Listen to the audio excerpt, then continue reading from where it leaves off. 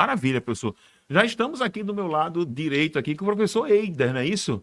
De Química. Maravilha. Professor, o professor Carlos André já deu aquele overview da prova, já falou. Vamos agora destacar questões que são importantes, questões que são, né, relevantes.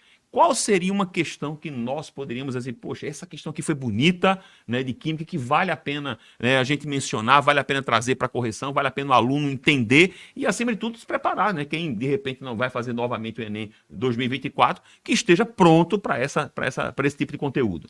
Bom, boa noite a todos. Eu particularmente adorei a prova, né? Conversando aqui com a nossa equipe de Química, inclusive com o Carlos, a gente chegou à conclusão que a prova foi bastante balanceada e tiveram sim, inclusive, algumas surpresas, como, por exemplo, uma questão sobre ligações químicas.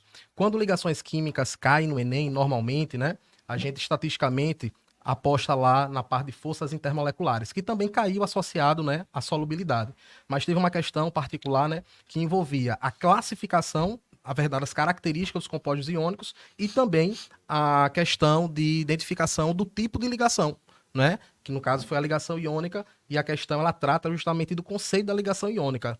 E a gente verificou que se o aluno soubesse que a ligação iônica ela é estabelecida entre espécies que apresentam diferença de eletronegatividade, e quanto maior essa diferença de eletronegatividade, maior o caráter iônico. Isso foi uma surpresa. Essa questão, qual é o número dela, professor? Ela é a questão do número 94, uma questão interessante. Achei Maravilha. muito bonita a Prova, questão. qual é a cor da prova? Amarela. Prova amarela. Questão Essa a gente vai 94. daqui a pouquinho Questão ainda muito que a gente vai bonita. colocar essas questões depois já, né? Vamos começar a colocar já a questão na tela para o aluno também visualizar, né? E uma questão que envolvia então um conteúdo muito legal. Conteúdo que é trabalhado geralmente ondulatório, você trabalha onde? Terceiro ano, primeiro ano, segundo Ligações ano? químicas, Desculpa, no caso. Perdão. Ligações químicas, nós trabalhamos, né, desde o nono e primeiro ano. A gente apresenta no nono, aprofunda no primeiro ano. Então, E revisa conteúdo... no terceiro, né? Exatamente. Era um conteúdo que não cai diretamente. A gente necessitava desse conteúdo para tópicos como forças intermoleculares, por exemplo. Mas esse ano caiu diretamente o tópico de ligações químicas. No caso, a ligação iônica. Maravilha. Opa, já estou aqui do meu lado esquerdo, né? Já estou aqui com o professor Luiz Armando, né, professor? Seja muito bem-vindo. Professor de Química também. Boa noite para né? todos. Muito todos bem. Os ouvintes. Já fizemos aqui uma análise da questão 94 da prova amarela. Qual é uma questão que a gente pode destacar também da prova de Química, que parece que foi a prova mais tranquila esse ano, né? Mas né, não teve nenhum sobressalto, não teve aquela questão, oh meu Deus do céu. Mas qual questão o senhor destacaria como uma questão legal, importante, que exige do aluno um conhecimento bacana, importante de Química? Então, é aquilo que o Hamilton falou, né? Existe uma diferença muito grande, né, da gente fazer essa análise, né, e do aluno que está fazendo, porque existe toda uma pressão, né, todo um momento de preparação ao longo do ano, né, que o Enem é, querendo ou não, o momento onde o aluno vai se colocar à prova, né? Onde o aluno vai testar tudo aquilo que ele aprendeu, onde o aluno vai colocar desenvolver, na verdade, né, mostrar o desenvolvimento dessas competências e habilidades.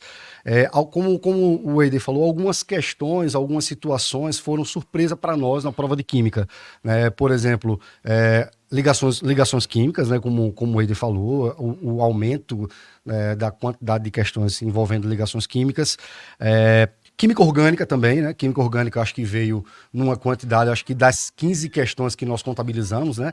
15, 14 questões ali que envolviam química diretamente, a gente tinha 5 ou 6 que eram questões diretas de química orgânica, né? Química ambiental, né, que é bem recorrente, mas para nós, por exemplo, houve uma surpresa muito grande, que foi a ausência de questões envolvendo separação de mistura. E eletroquímica. E eletroquímica, exatamente. São questões que são clássicas, são conteúdos clássicos no Enem, né, que o Enem já vem trazendo em grandes recorrências. Todo ano a gente se fala, pessoal, separação de mistura, pilha, eletrólise, termoquímica. Caramba, nada disso. São conteúdos que você não pode deixar, né, de ver, porque o Enem todos os anos cai.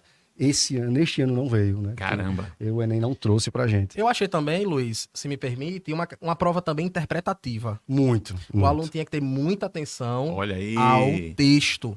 Por exemplo, tem uma questão que o Armando, por exemplo, vai comentar, que se o aluno não lê direitinho uma palavra solubilidade em meio aquoso, ele vai marcar basicidade, né, Armando? Perfeito. Então, se o aluno não tivesse atenção à leitura, o aluno erraria, por exemplo, temos essa questão já. Qual é a questão? Qual é a questão? É a questão de número... Cadê aqui? é a que envolve basicidade, 121 da prova amarela. Opa, questão 121 da prova amarela, se a gente já puder colocar aí já na tela, o pessoal dá uma olhadinha. Né? Foram questões, na verdade, assim, com enunciados menores, né? No entanto, com enunciados bastante diretos. A gente achou também Parece-me que a prova do Enem deu uma enxugada na parte de enunciados. Matemática comentou isso. Né? Parece que física também percebeu a mesma coisa. Vocês também perceberam a mesma coisa na prova? Porque muito. antigamente eram aqueles enunciados enormes, né? E havia até uma crítica muito pesada à prova, porque era um enunciado muito grande que às vezes nem precisava tudo isso. Né? E eu acho que com o tempo a prova melhorou um pouco. Eu estou errado? Não, pelo contrário, você está extremamente certo, né? A tendência, na verdade, do Enem realmente foi reduzir os textos, né? Porque além de deixar a prova extremamente cansativa, a gente tinha muitos alunos que nem liam aquele texto e iam direto para a pergunta, né? Para a questão, e acabavam necessitando daquele texto, né? De conteúdos daquele texto, e acabavam não conseguindo responder a questão porque era extremamente cansativo ler. Professor, já está aqui na nossa tela, aqui a questão 121, tá? Ela está aqui na nossa tela dizendo, olha só, que ela fala dessa questão aqui. Se eu puder dar uma sacada para falar onde é que o aluno tinha que ter muito cuidado, né? O aluno já está vendo a questão.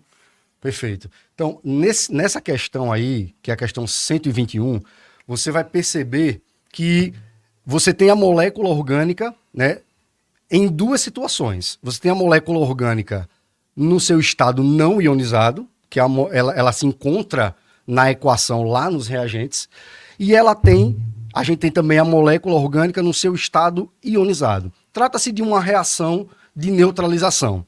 Trata-se de uma reação onde você tem uma base, né, reagindo com um ácido inorgânico, produzindo um sal, né, de característica orgânica.